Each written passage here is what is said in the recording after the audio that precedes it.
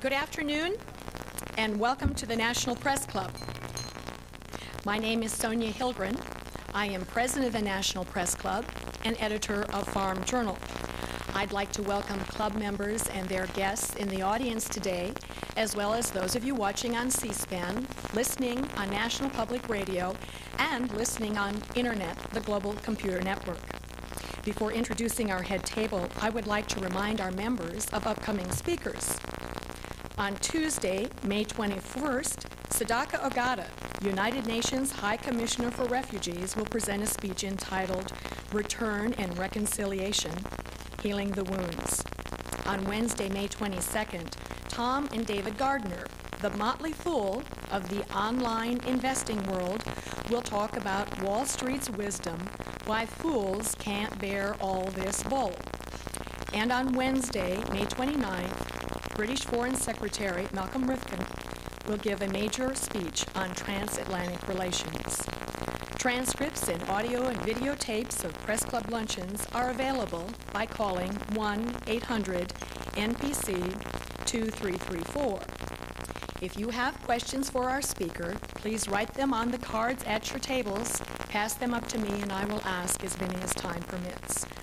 I'd now like to introduce our head table guests and ask them to stand briefly when their names are called. From your right, Fran Lewin, assignment editor, CNN, and past president, Women's National Press Club. Elsie Carper, Washington Post, retired, and past president, Women's National Press Club. Sarah McClendon, McClendon News Service, and one of the first 24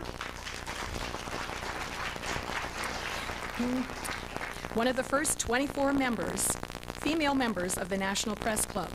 Catherine Graham, chairman of the Executive Committee, Washington Post Company, and also one of the first 24 female members of the National Press Club. Betty Friedan, executive director and co-chair, Women, Men, and Media. David Hess, Night Reader Newspapers and past president of the National Press Club. Oh, I'm sorry. Forgive me. Vera Glasser, freelance journalist and past president of the Washington Press Club. Peggy Robertson, freelance journalist and chair of the National Press Club Speakers Committee. Don Larrabee, past president of the National Press Club. I want to insert a little note here that Don and two other people in the audience, Bob Alden of the Washington Post and Bill Hickman, were three of the people who really were instrumental in admitting women into the National Press Club.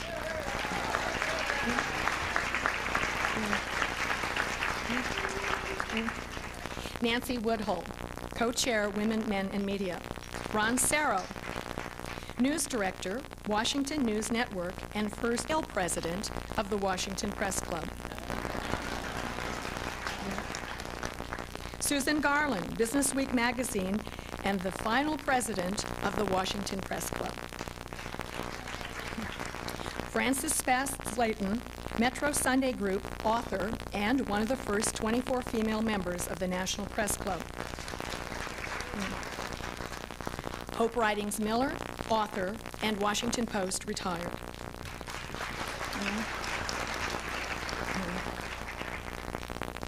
Our speaker today has been on the front line of a legion of women journalists, many of whom you've just met, who paved the way for other women to take and excel many of the thousands of jobs in journalism once virtually closed to them. We salute them and join in celebrating the 25th anniversary of the admission of women to the National Press Club.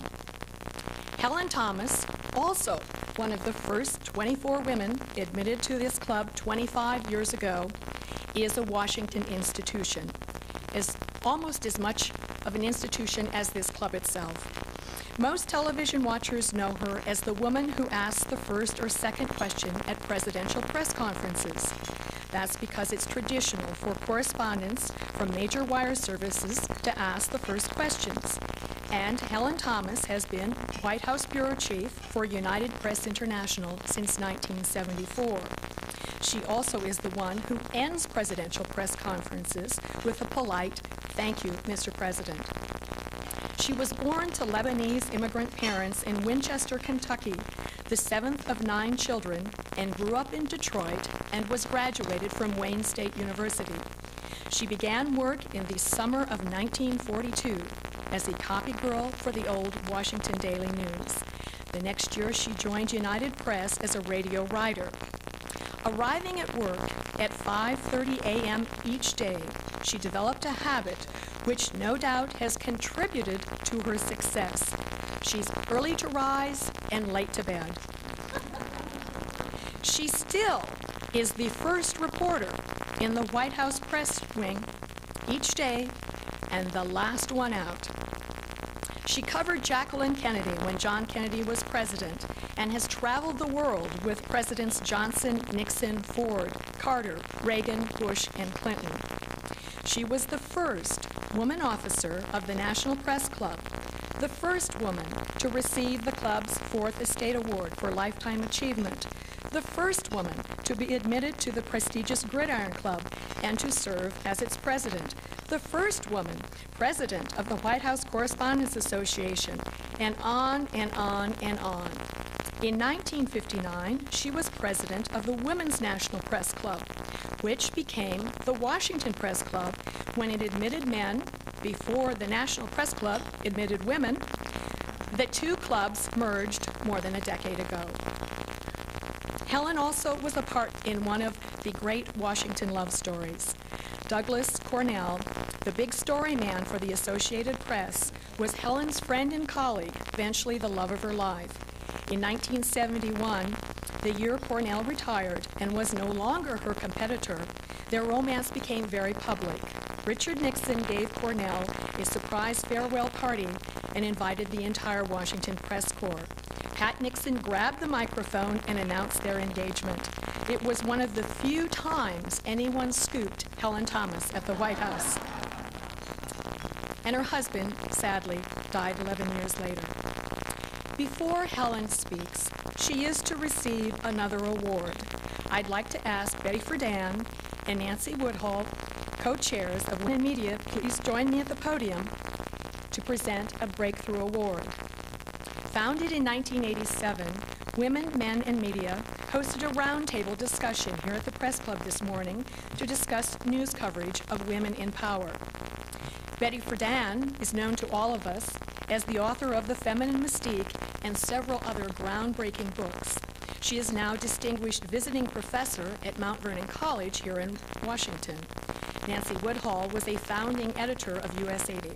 She is executive director of the Freedom Forum Media Studies Center in New York, an op program of the Freedom Forum, where she is senior vice president. Betty and Nancy.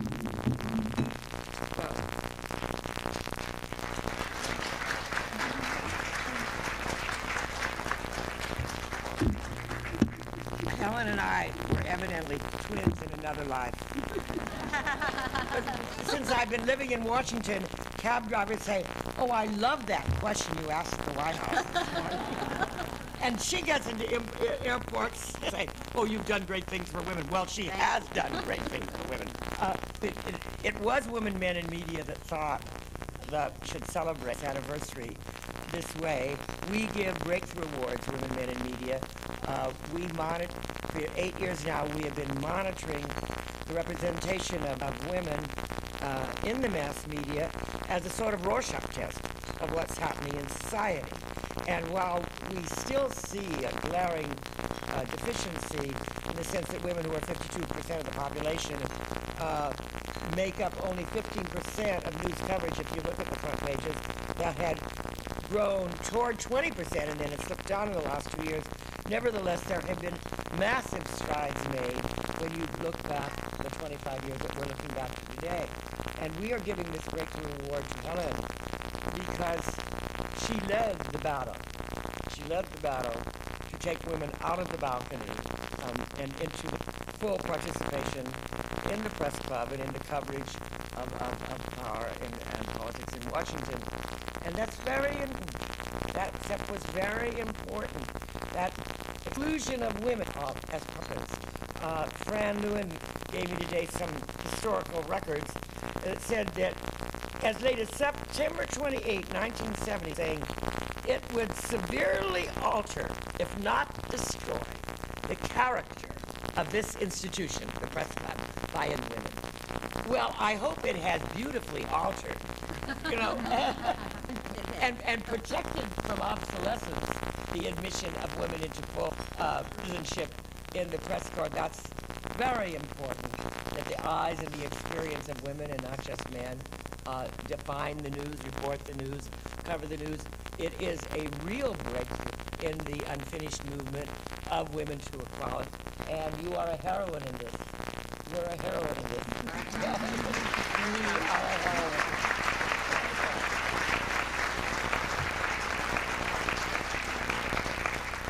And if we have broken through the feminine mystique, the definition of women just in sexual relation to men, just as wife, mother, sex object, housewife, and the person defining herself in her own actions in society, if we have moved to the affirmation of the personhood of women, and therefore to an altered human society, an evolving human society, Helen Thomas is a heroine of this, and we are so happy to present the Breakthrough Award. Nancy will read you what it says. Let me read this for Helen Thomas in recognition of the many breakthroughs you've made during your distinguished career in journalism and for your leadership in opening doors for women throughout the profession and here at the National Press Club. Congratulations.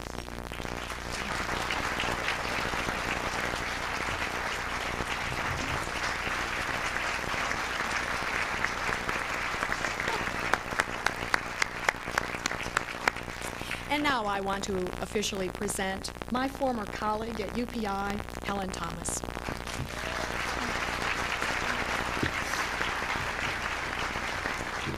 Well, it's always hard to hear your obituary. And I was only one of the wild women who tried to get into this club. There are so many, and I should not get the credit in any way for it. I was simply one of the screamers. I have a couple other words for it, but thank you, Madam President. I've always wanted to say that.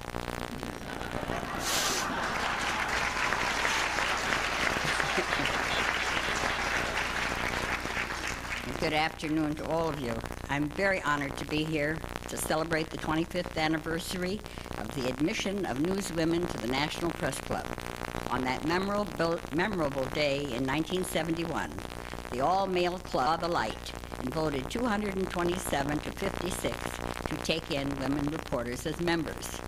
Of course, I am just a surrogate today for all the wonderful women at this head table, on the floor, and those who've passed on, all who fought the good fight for access to the news. The National Press Club was organized in 1908, mainly as a men's social club, a convivial hangout where they could drink, smoke, gossip, and presumably pass on news tips. As time went on, the club became recognized as an elite press forum in Washington where government officials, foreign dignitaries would make their major news announcements. Women reporters were left in the cold from these events, could not cover these news-breaking affairs. And it was to be many, many years later for the club to bite the bullet. But we must remember that women did not get the vote until 1920. It still outrages me. And only after the suffragettes had marched, chained themselves to the White House fence, and went to jail. We didn't quite do that, but we agreed with the motto of those valiant women: failure is impossible. Once newswomen were determined to seek equality at the workplace, it became our cause célèbre in Washington, and we took the problem to the highest office in the land. But a lot of history was made before that occurred. In 1919, 28 women journalists formed the Women's National Press Club. And as the years went on, the Women's Press Club began to give their counterparts, this club, a run for its money and competed for the top-ranking personalities to speakers. The Women's Press Club took in an honorary member in the early 1930s who was a legitimate journalist, Eleanor Roosevelt, who wrote a syndicated column daily entitled My Day. Learning of the plight of the women reporters, Mrs. Roosevelt held regular news conferences in the White House, but only women reporters. What's more, she made news getting her information from none other than FDR himself. And as she began to make news in these sessions, editors began finally to realize that they had to hire more women reporters. And she even gave these women a scoop that prohibition was on its way out. Well, you can imagine what they wanted to do in the bar on that one. Incidentally, photographs of those news conferences do grace the walls, some of the walls in this club. It's sad to say that women reporters got their biggest breaks during World War II. During the two World Wars, when every young man who could breathe, if he had a pulse, he was being drafted. And after World War II, short-sighted editors, with none of that vision thing, began firing the women who had covered the hard news beats here, including the White House and Capitol Hill. And they assumed that the GIs would want to return to their $25 a week jobs. Wrong. Nobody used the euphemism then, but the women reporters were downsized.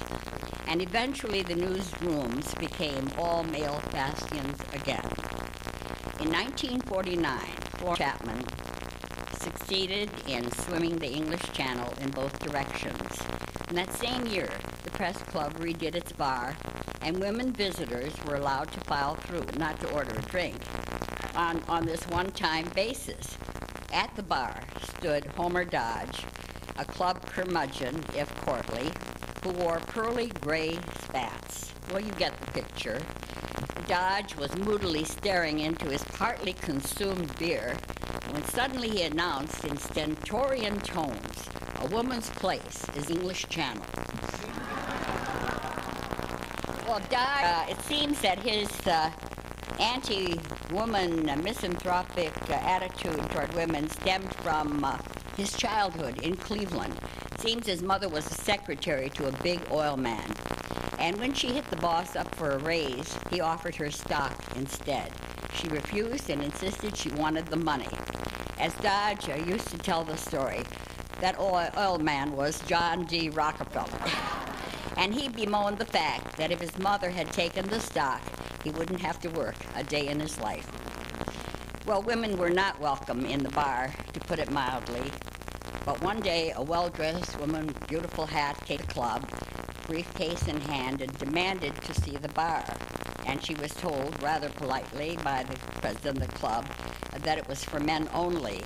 And when she informed him that she was chairman of the ABC board and she could refuse to renew the club's liquor license, he changed his tune. She got a special escort into the bar. In 1955, Sarah McClendon made her move, sponsored by two brave male members, and she filed an application to join the National Press Club. We're still looking for that application. Time marches on, and she got in 16 years later. So who's counting? A year later, Liz Carpenter, who headed the Women's National Press Club, made a deal with the men's club, and women reporters could sit in the balcony during the press luncheons. But it was stipulated at the time that they had to be escorted to the fire exit steps to the balcony and be escorted out of the club immediately afterward. Well, the balcony became a metaphor discrimination against women. It was the back of the bus. And the only consolation was that they could look down on their male colleagues. Well, columnist Mary McGrory used to get to the balcony early, and she used to brown bag it. And when there was another breakthrough and women were finally allowed to sit on the floor for special luncheons, Mary was asked how she liked it. The food was better in the balcony.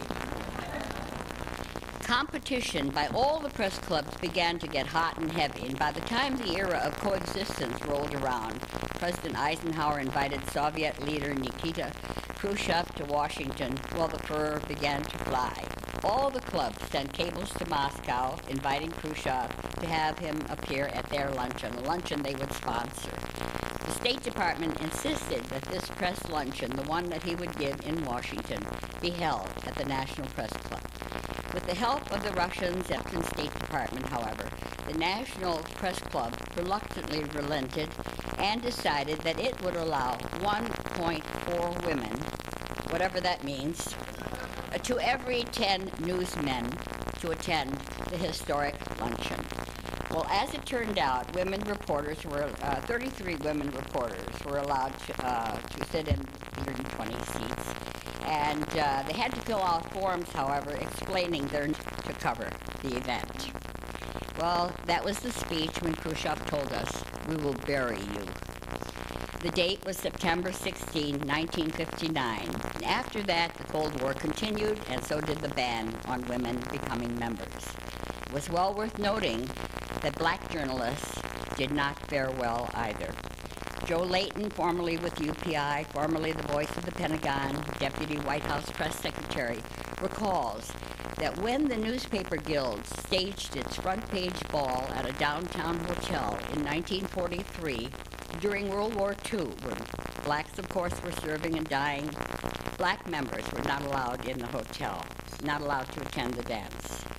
A year later, when the Guild wanted to stage another ball, Layton approached the National Press Club, and he shamed them into agreeing to permit the ball to be held in the club ballroom. But the club management made him promise that black male members would not be permitted to dance with white women, and that members of the Guild had to be informed of this in advance. Well, somehow, Layton just didn't get around telling the Guild members of this Faustian deal he had made, and that he would been forced to agree to. And the dance went on without a hitch. Good time was had by all. The National Press Club unwittingly became the first institution in the South to hold an integrated social affair. Well, in the 60s, the Women's Press Club hit its stride, and it commanded top newsmakers. Senator Margaret Chase Smith announced before that club that she would seek the presidency. But the National Press Club was still a favorite spot for the government officials. And when Lyndon Johnson asked an aide why why the officials continued to go there instead of Sanssouci, the aide replied, "Mr. President, it's the only place in town where they can go without being overheard by a journalist."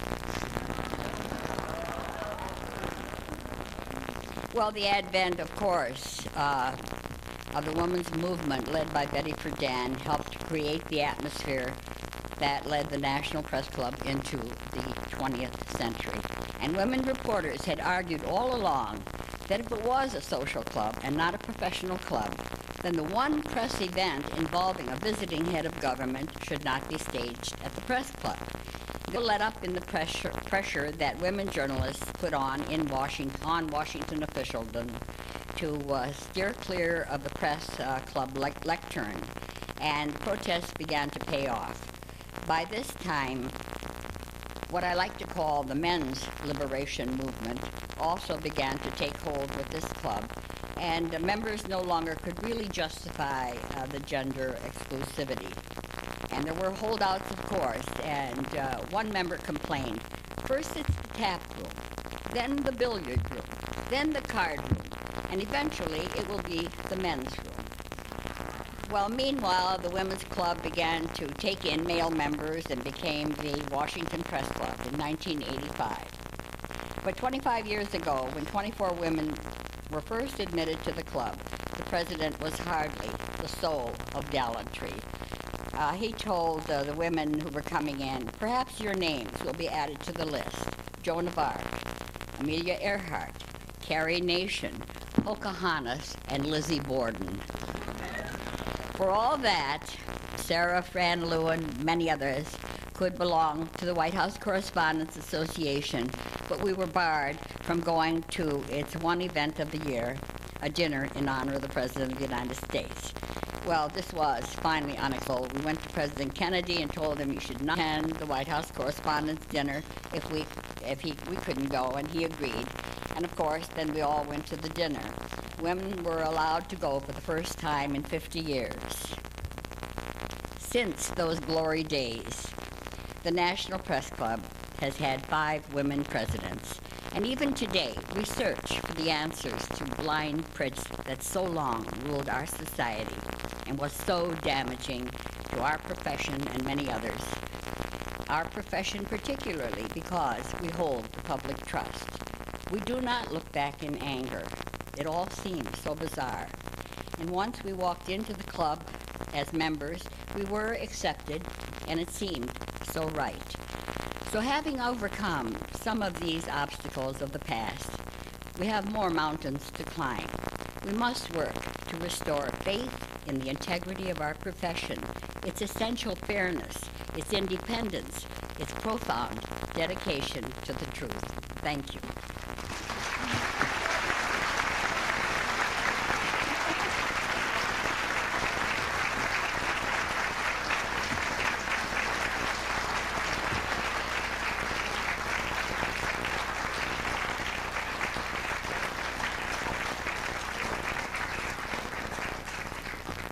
Helen, could you tell us what was the most difficult question you have ever had to ask a president?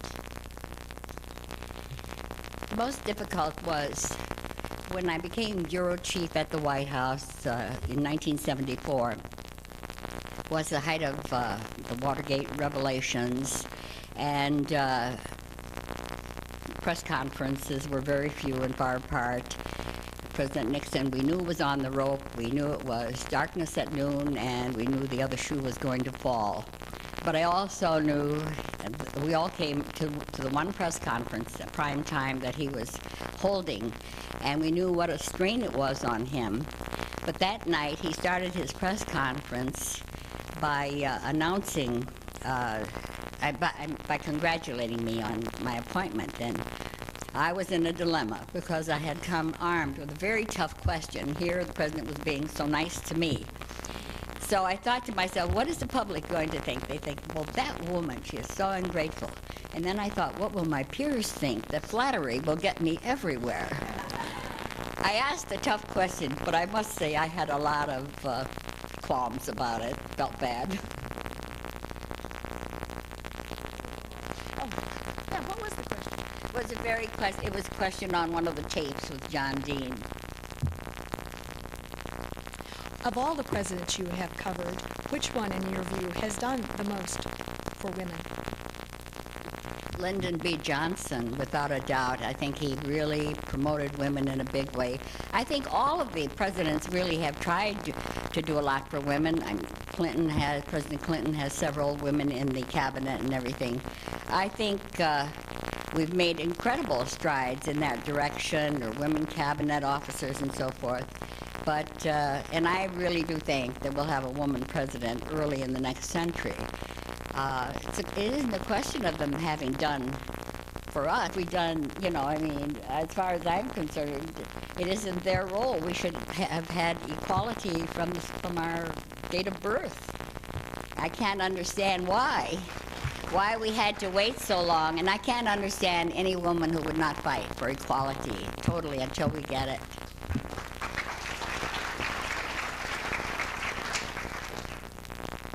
Who is your favorite president?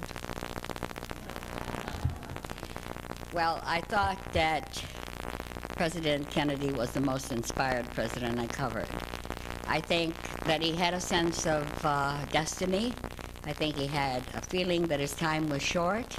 I think he understood where the country should go. He had come out of World War II. Very fact that anyone would say right out of science fiction, we're going to land on the moon in a decade. He didn't live to see it, but we did it. He went for the first nuclear test ban, Peace Corps, and he always told young people to go into public service. It was always very inspiring. I mean, I know all the other things that are supposed to make up his presidency, but in that respect, I think that he understood what the public trust was. And who is your favorite First Lady? Believe it or not, I think all of them sort of were afraid of us and maybe even hated us, and I admired all of them that I covered. and I think that every one of them rose to the occasion. It must have been with great fear and trepidation. They knew they were being judged. They knew they couldn't sit there. As Fran would say, they had 10 maids and 10 mops. They couldn't just sit there. They had to do something, and each one made a fantastic contribution, I believe. Hillary Clinton has had difficulty protecting her zone of privacy. It's been seen as stonewalling. How realistic or unrealistic was that desire in this era?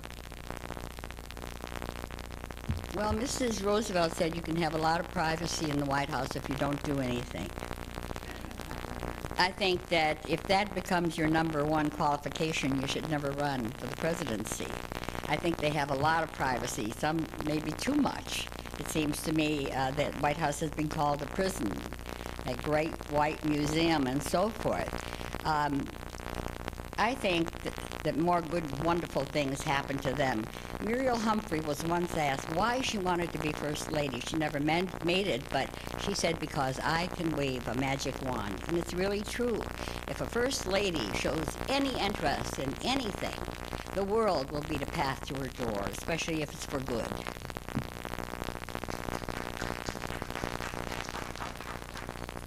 Do you know how Martha Mitchell got your telephone number in the, not just your regular number, but your telephone number in the Board of Governors room at the National Press Club when you were the first woman officer, and called you several times during board meetings to give you scoops during the Watergate era? She was a great newswoman.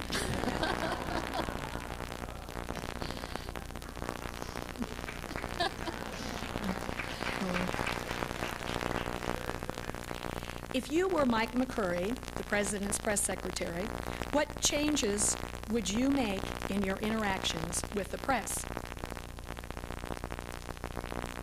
I think that he does a very good job. I do believe that he has the entree that he needs and so forth.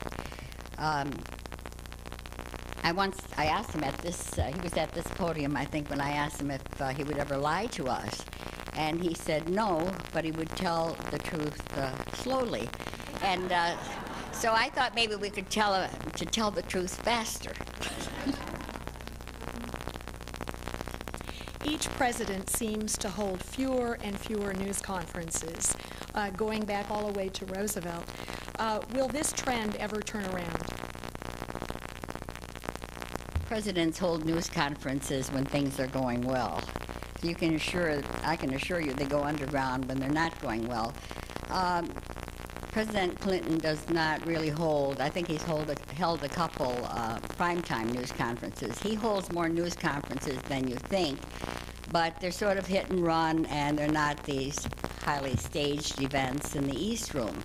So I think that most presidents at some point do want to bypass us. We are really a thorn in their sides, but we always put the pressure on, and I think that we'd rather get it from the horse's mouth. We'd rather have a president every week talk to us for the validity of the answers. So you can't force them.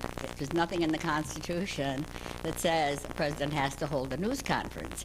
On the other hand, it's absolutely indispensable in our system, in our democracy, that a president be questioned and held accountable. And we're the only ones. We're the only institution in our society that can do that on a regular basis.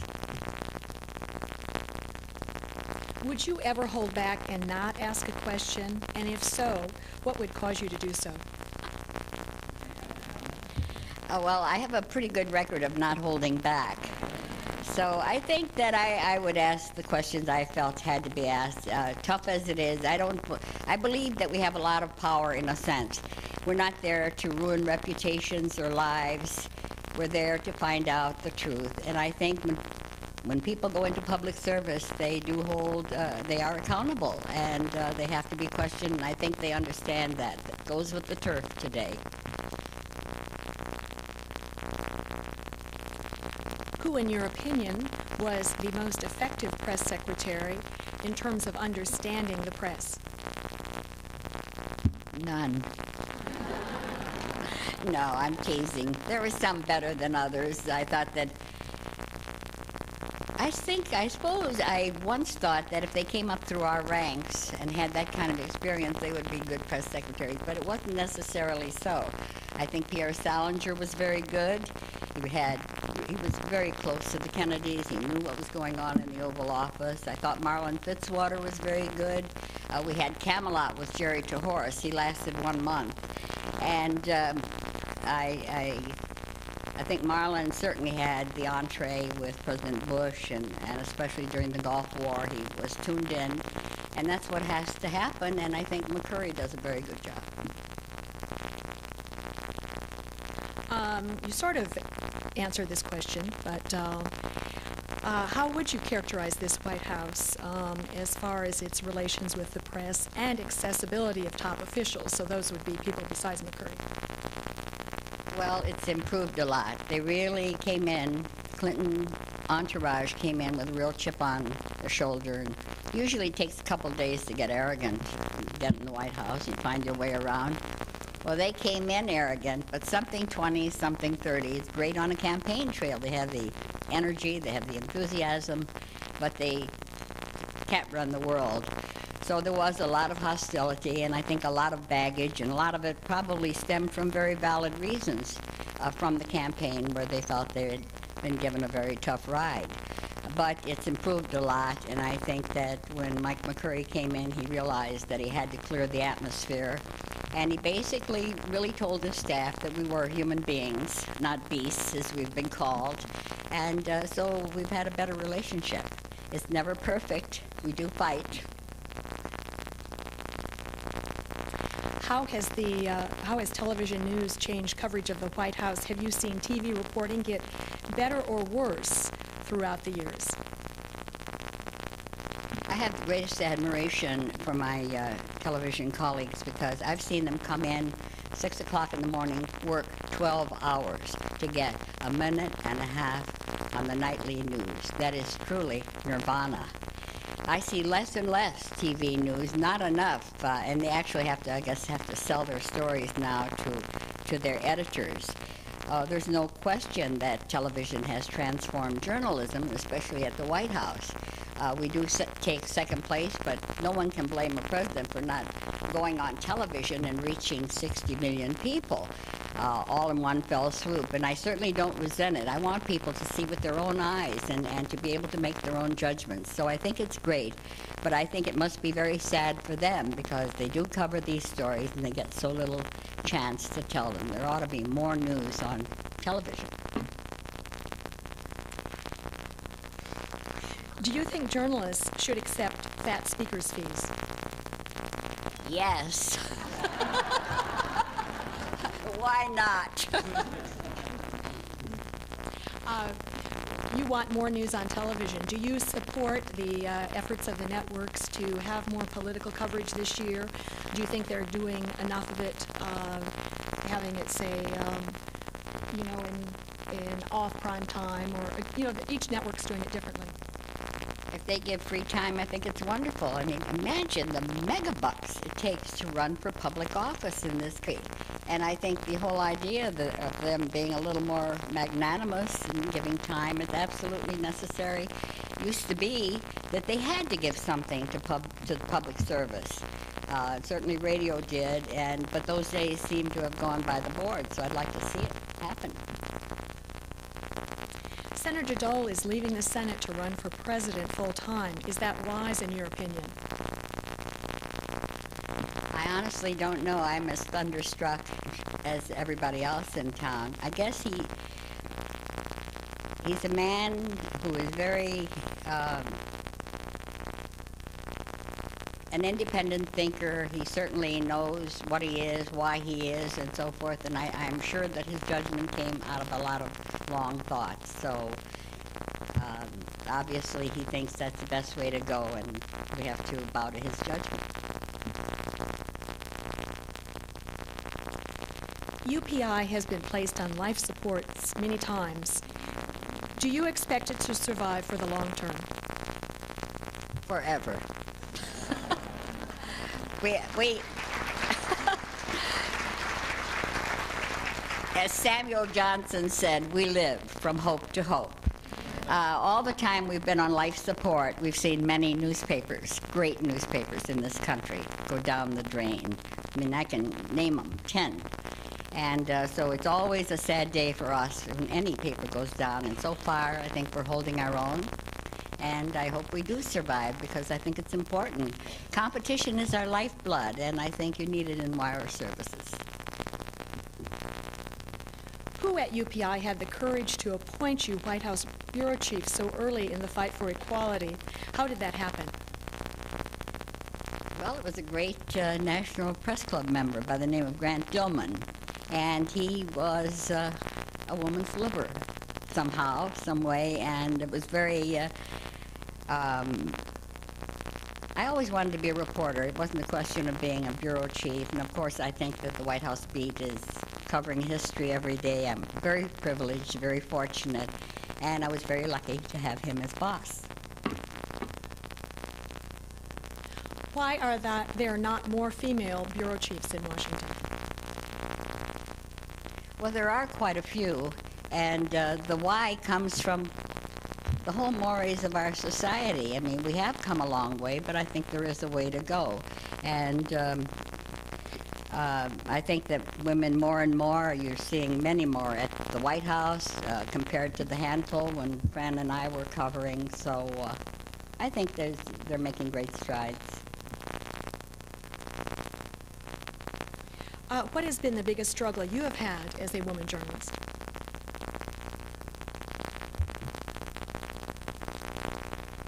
Well, you know, I've never thought of it as a struggle. I just thought of it as, I've been a woman's liber since the day I was born. I always thought that inequality was injustice, and I've always fought against that. So it became kind of a way of life. You should always fight. You should be outraged when things are unjust in our society, because we should always try to move to make it a better world. And so the struggle was for all of us. Every woman here, there isn't one woman in any profession, medicine, law, so forth, you name it, who hasn't faced that kind of discrimination. It's wrong. What sort of advice do you give young women today who want to pursue careers in journalism?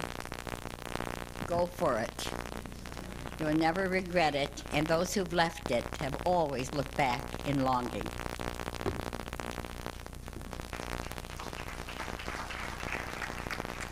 What should women do to break into senior ranks of journalism? Live. A long time.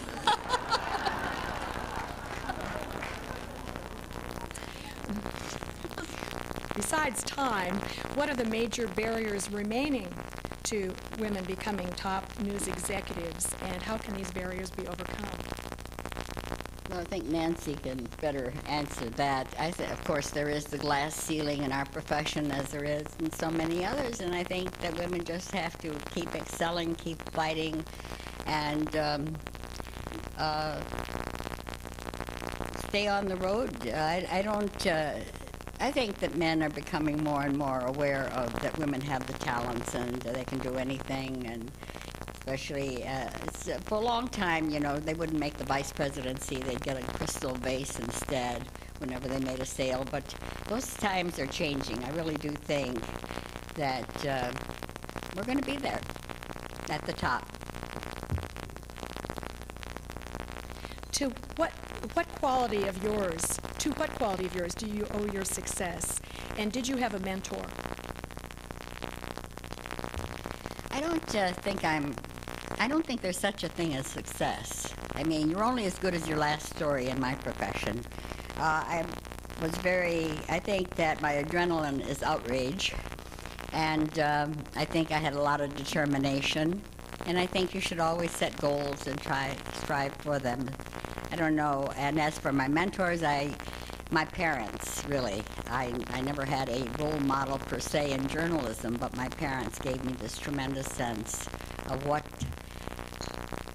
right and wrong, of how to really live a good life.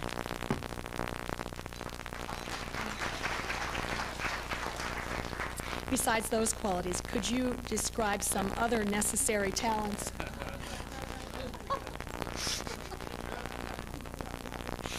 No, the necessary talents to being a good journalist. You got to be very nosy. You got to be very energetic. You certainly have to be enthusiastic, curious, and you have to be willing not to work 9 to 5. I mean, you really have to be devoted to the truth. I know how that may sound, but it's true. You have worked beyond traditional retirement age. Are you planning never to retire? And what career goals do you have for the next decade? Do you plan maybe to write another book? Well, if elected, I will serve. I have no retirement plans. I would like to write another book if I can apply the seat of the pants and get down to work and so forth. Yes, I will write another book.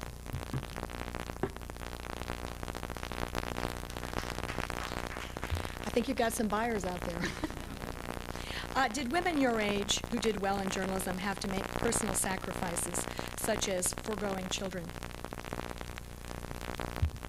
Well, I got married so late in life that it was not convenient to have children to speak of.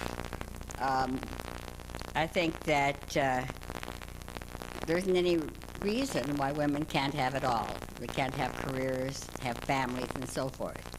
But it's tough. It's tough, and obviously women are doing it today. I mean, 3/4 of the women do work, and they do have families, and they manage.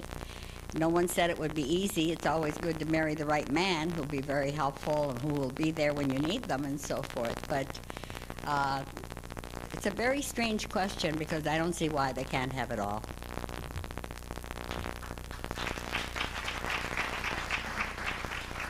If you had not been a journalist, is there another career you would have pursued?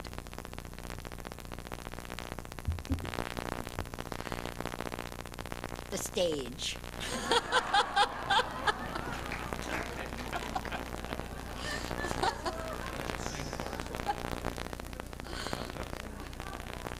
What has your career taught you about human nature? Here to stay.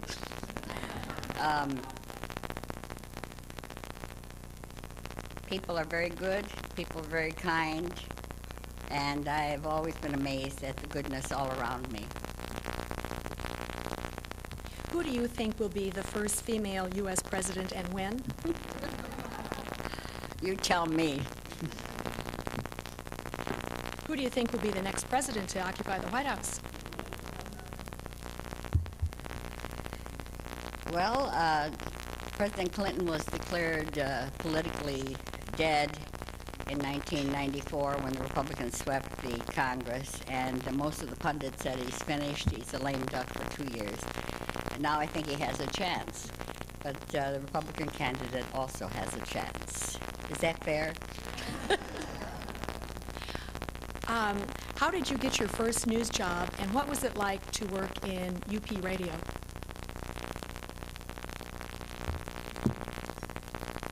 I got a job as a copy boy for $17.50 a week in Washington on the old Washington Daily News, and I thought I had arrived. And as for the radio job, I did go to work at 5:30 in the morning, and I'm still going to work at 5:30 in the morning. Can you name the names of some of the men who voted against admitting women into the National Press Club?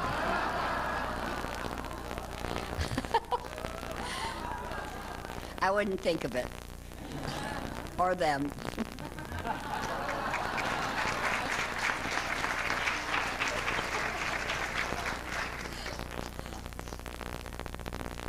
To follow up on your question, that reporters, or your answer that reporters should accept fat speakers' fees, what about the argument that taking money from groups that you cover be an apparent conflict of interest? Never has been with me. I don't think that we're co-opted because we speak to a group. Anybody want to sell me anything here? I mean, I think that's a ridiculous argument. It really puts a cheap price on any individual.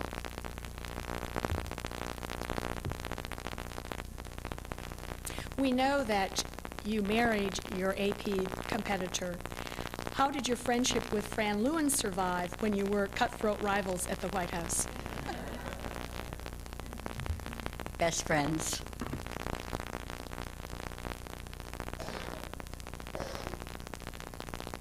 Please share some of the tactics you and your colleagues used to get the National Press Club to admit women. Blood, sweat, and tears. Actually, all of these women put the pressure on the Washington officials. We embarrassed them. We shamed them. We really did everything we could, I think, in a very legitimate way. And I think that any tactics at that point would have been legitimate because we were really determined. And I do think that it helped to really make presidents feel embarrassed. I remember once when the president of Venezuela came to the White House, and we had begged him as a women's press club not to appear at the National Press Club because it was segregated. But he decided to go ahead anyway. So when Kennedy escorted him to the door of the West Wing, and Kennedy said, "There is one of the women who's been fighting against you going to the press club." And so I said, "Well, we forgive you officially, Mr. President." And Kennedy said, "But not personally."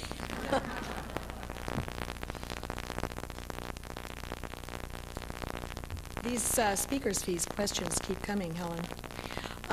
If you can't be bought, why do we fear that politicians will be co-opted? Aren't they as trustworthy as the press? Not really.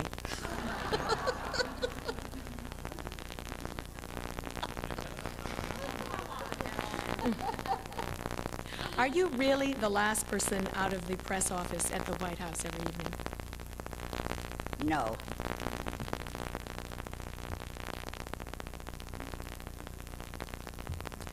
Judith Martin, Miss Manners of the Washington Post, covered the vote to admit women to the club from the balcony. She and other reporters were invited to the bar for a drink after the vote, so therefore she wasn't yet Miss Manners, but Miss Manners was one of the first women to go to the bar. How long after you were admitted to the press club did you go to the bar? I can't remember. That wasn't our goal. In fact, it was such a base canard and used against us. I remember when women were first allowed into the club as members, I guess some women did go into the bar, and one of the, I guess it was Homer Dodge, or one of them again, one of the old-timers who said, "Well, now I can't say a certain cuss word," to which one of the women reporters rattled off a blue streak of profanity to show him, yes, he could. How long do you think it will be before women outnumber men in membership in the press club?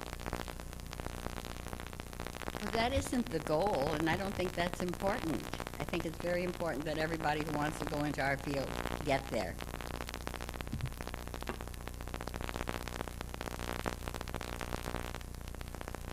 Can a woman who leaves journalism to make more money in public relations or in government ever return to the newsroom with credibility? They do all the time, absolutely. Why not? Public relations has high standards of ethics, too, or they're supposed to have. I don't see any reason why not. Some people say that more women are being hired in news organizations because they will work for lower salaries than men. Is that true? You'll have to ask the men that. I don't think that that's exactly right. I think salaries are coming up to par now in all newsrooms. I think UPI has always paid men and women alike in the same category. Before we ask the last question, Helen, we would like to present you a certificate of appreciation and a mug for when you get up at 5:30 in the morning, and to thank you very, very much for... I don't get a tie? No.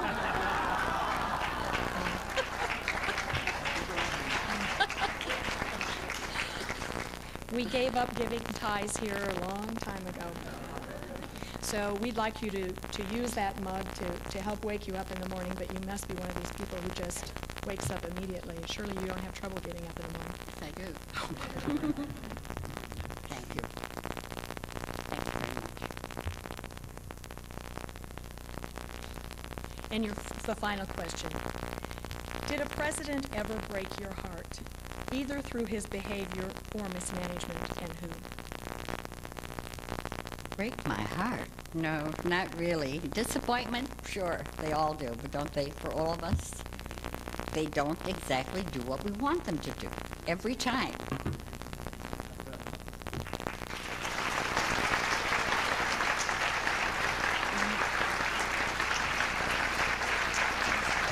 Can you stand with me?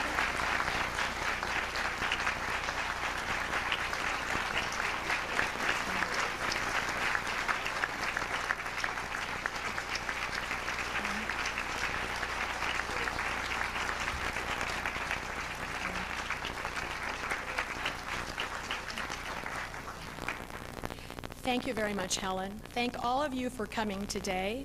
I'd like to thank staff members Melissa Bender and Chad Taylor and Melanie Abdu-Dermott and Howard Rothman for organizing today's luncheon. And I'd like to thank all of the past presidents of the National Press Club and the Women's National Press Club and the Washington Press Club and all the women who were early members of the club and all the men who helped the women get in. Thank you very much.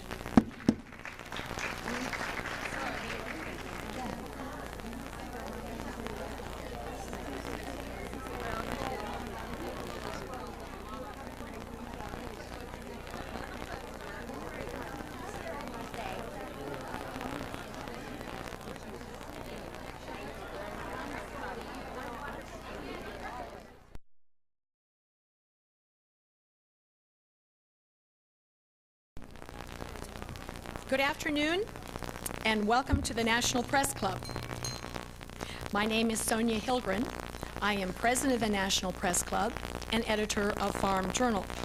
I'd like to welcome club members and their guests in the audience today, as well as those of you watching on C-SPAN, listening on National Public Radio, and listening on Internet, the global computer network. Before introducing our head table, I would like to remind our members of upcoming speakers. On Tuesday, May 21st, Sadaka Ogata, United Nations High Commissioner for Refugees, will present a speech entitled Return and Reconciliation, Healing the Wounds. On Wednesday, May 22nd, Tom and David Gardner, the motley fool of the online investing world, will talk about Wall Street's wisdom, why fools can't bear all this bull. And on Wednesday, May 29th, British Foreign Secretary Malcolm Rifkin will give a major speech on transatlantic relations. Transcripts and audio and videotapes, and one of the first 24 female members of the National Press Club. Hope Ridings Miller, author, and Washington Post retired.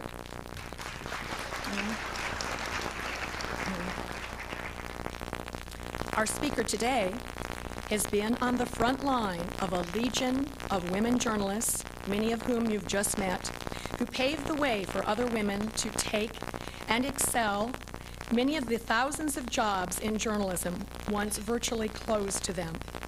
We salute them and join in celebrating the 25th anniversary of the admission of women to the National Press Club.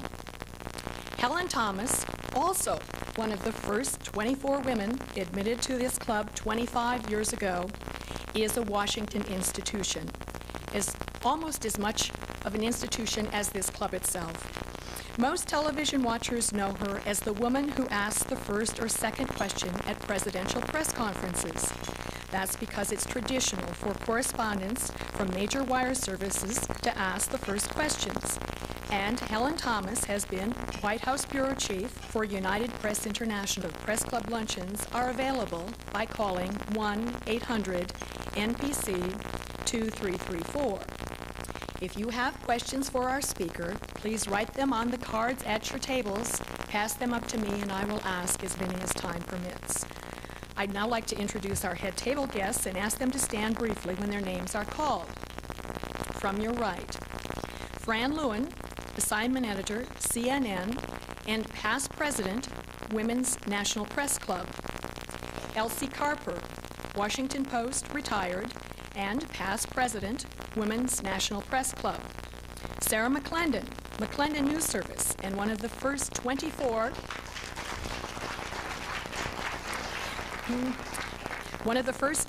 members, female members of the National Press Club. Catherine Graham, chairman of the executive committee, Washington Post Company, and also one of the first 24 female members of the National Press Club. Betty Friedan, executive director and co-chair, Women, Men, and Media. David Hess, Night Rider Newspapers and Paspinal since 1974. She also is the one who ends presidential press conferences with a polite, "Thank you, Mr. President." She was born to Lebanese immigrant parents in Winchester, Kentucky, the 7th of 9 children, and grew up in Detroit and was graduated from Wayne State University. She began work in the summer of 1942 as a copy girl for the old Washington Daily News. The next year, she joined United Press as a radio writer. Arriving at work at 5:30 a.m. each day, she developed a habit which no doubt has contributed to her success. She's early to rise and late to bed. She still is the first reporter in the White House press wing each day and the last one out. She covered Jacqueline Kennedy when John Kennedy was president and has traveled the world with Presidents Johnson, Nixon, Ford, Carter, Reagan, Bush, and Clinton. She was the first woman officer of the National Press Club, the first woman to receive the club's 4th Estate Award for lifetime president of the National Press Club. Oh, I'm sorry. Forgive me. Vera Glasser, freelance journalist and past president of the Washington Press Club. Peggy Robertson, freelance journalist and chair of the National Press Club Speakers Committee. Don Larrabee, past president of the National Press Club. I want to insert a little note here that Don and 2 other people in the audience, Bob Alden of the Washington Post and Bill Hickman, were 3 of the people who really were instrumental in admitting women into the National Press Club.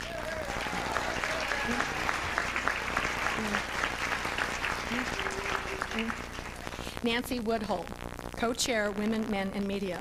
Ron Sarrow, news director, Washington News Network, and first male president of the Washington Press Club. Susan Garland, Business Week magazine, and the final president of the Washington Press Club. Frances Spass Slayton, Metro Sunday Group author,